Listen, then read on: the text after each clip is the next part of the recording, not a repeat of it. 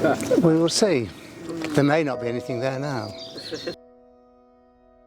So when we're looking at this, we need to extend the vision beyond the boundaries of the park, because what's outside there has a huge impact here, and what you do here will help support what's out there. So it's kind of taking the message more widely. We found the areas of ancient woodland along the escarpment overlooking the pond on Saturday, unrecorded, but the veteran trees tell us that it's ancient woodland. It's not on the ancient woodland inventory, which is really interesting, because I think we would be surprised that Rough Standhills is actually on the ancient woodland inventory. We think it was actually wood pasture rather than a wood, but that's a matter of some debate. But the area of ancient woodland that we found here and along the valley bottom hasn't been picked up so far by Natural England. And one of the things that we would hope will come out of the project would be that we can then pass that information on to Natural England, and they will add it to the ancient woodland inventory. Now, the other thing that's really exciting when you drive up here, this is the thing that really hits you, and I'm sure it did this morning as you came up, an ancient hedge line. Now that is an absolute wonderful thing. You can see there's a big bank. That may simply be the hedge boundary, it may be something more exciting, you never know. A very old oak tree, old hollies, you can see at the top there, the hedge goes along the top there as well. This is a really interesting bit of habitat. So again, we'll be looking at things like maybe dog's mercury, bluebell, stitchwort, etc., honeysuckle in that hedge line. But you've got a wonderful old native ancient hedgerow, and it comes right the way down, and then it comes into the edge of the park and disappears. And of course, one of the things that you kind of do when you're investigating is to follow through and see if there's anything reappearing further down the line. But that is really nice bit of habitat to have. That is going to be very species rich for, you know, supporting the park. It's also important in terms of the idea of slowing the flow, this thing about water management, because that's a nice bit of rough, wet habitat. You've got a lovely green corridor, so you've got potential then for species to move into the newly planted woodland area. And there you've got this edge like we talked about on Saturday, you've got the edge of the hedgerow, and it's a lovely overgrown hedge. Very often these things are strimmered within, you know, to within an inch of their lives. But there, that's actually doing really well. And at the bottom you've got this thing that we call an ecotone, which is where the brambles come out into the grassland. So you've got your tall trees and shrubs, and there's a nice hazel there, I can see the catkins on.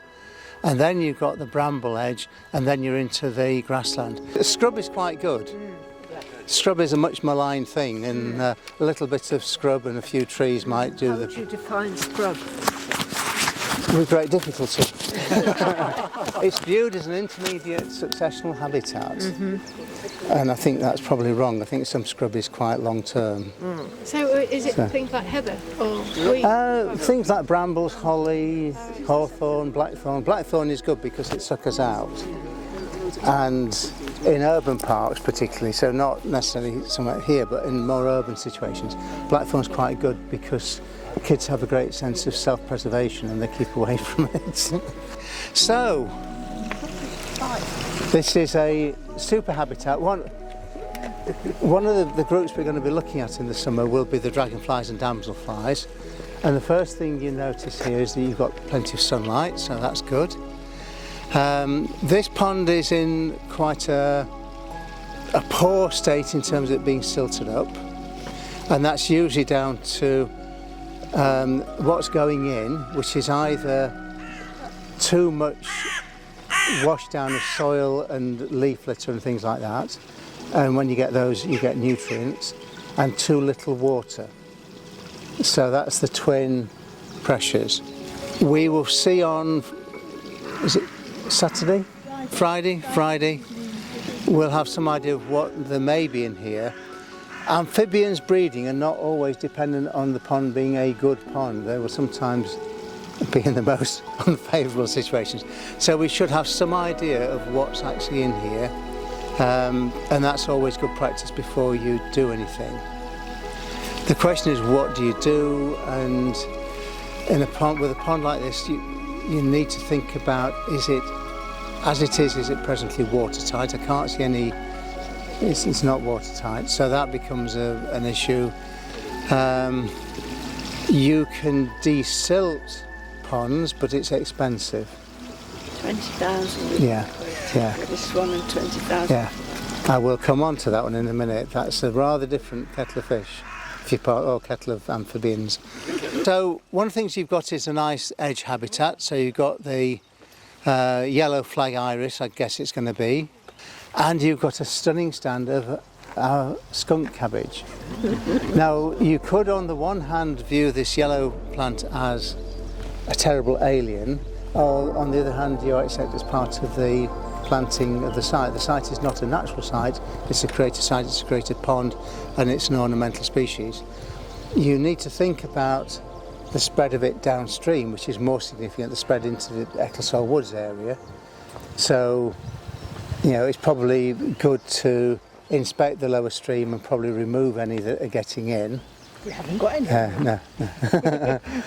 You've been removing them. And then we were going to leave one, and then somebody very kindly decided to remove that. So I mean, it would be interesting because it could well be that the genie is already out of the bottle and it's onto the sheaf anyway. I don't know. I've never seen it there. The actual water, the water quality looks good, whereas the water quality in the other one looks a bit. Yeah, it's very murky. Yeah. So I think this needs to be handled with kid gloves, as it were, and I wouldn't think of disturbing this core central area. That sounds like a raven. What, that croaky thing? Escape from the town. Yeah. Are you aware that you've got ravens? We don't know enough about the wildlife. Right. That's interesting. Yeah. You've got at least 3 species of sphagnum on here, which is a bog moss. So there's a little bit in the middle there, like a little open area without the polytrichum. There's a bit of greeny, smudgy stuff there, and that's a sphagnum moss. I'm not going to go and get it because I don't know how Paul got on, but maybe he had his Wellingtons. Or maybe it was in the summer when the water was down. You've got 3 species. You've got one called auriculatum, one called fimbriatum, and one called palustri. So you are unique in terms of the city's parks in having potentially your own sphagnum bog, which is quite interesting. So my suggestion here is very sensitive management to try and maintain the water level as high as possible for as long as possible. I mean, at the moment, for some reason, it's the polytrichum moss, which is this big green moss here that's dominant.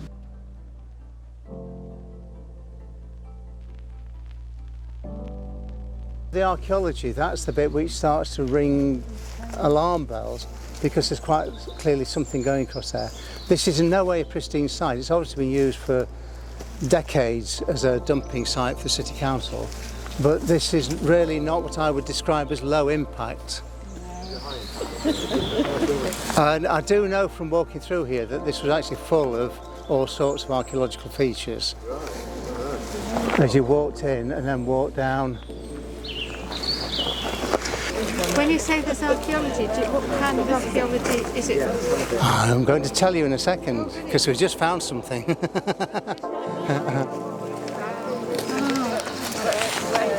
Okay, now to be fair, when they've been working they have avoided this bit. That may be fortuitous. It's probably because of the trees rather than anything else that they recognised. We've got some quite big stones there which have been badly damaged and they look like they're work stones of some sort which were buried. But what got my attention were the old trees. They've actually left the larch in the middle of it, which is a bit bizarre, but still. God help us when they come back to remove that. But we've got this series of old trees here, and we've got a bank. And what I think we've got creeping softgrass again, so we've got one of these old woodland species. And if you start from there, and then walk round here, you can see I'm walking on a bank to about here, and then at this point there's a break in the bank about here. So this to me looks like what we call a Q pit. which is a white coal pit. So this is a pit, a hole here. It would have had stonework round the edges, and it was used in some way. It would be deeper in the middle. It's infilled with soil and debris and things in the middle, and there's a lip on the downside, which is classic, and it is used somehow for drying cut wood, what we call cord wood. So with charcoal, you build it into a charcoal pyre on a platform, you cover it with turf, and then you burn it with limited oxygen, so it's controlled burn, so you get charred wood, charcoal. And things like the surname collier, for example, has nothing to do with coal mining, it's to do with wood colliers. If that's an oak, that is a monster. Oak leaves. It looks like oak. There's a few wind-blown beech leaves. That looks like an oak. This is another one for measuring. Diameter at breast height, you would measure this one and that one, and then both of them at the lower girth. So it's a multi-stem. Yeah, yeah. No, it looks like an oak. In which case, that is an absolute monster. So, very, very good. That again fits in with the idea of this being ancient woodland, maybe ancient wood pasture. So would that be coppice? I don't know. It's a very peculiar.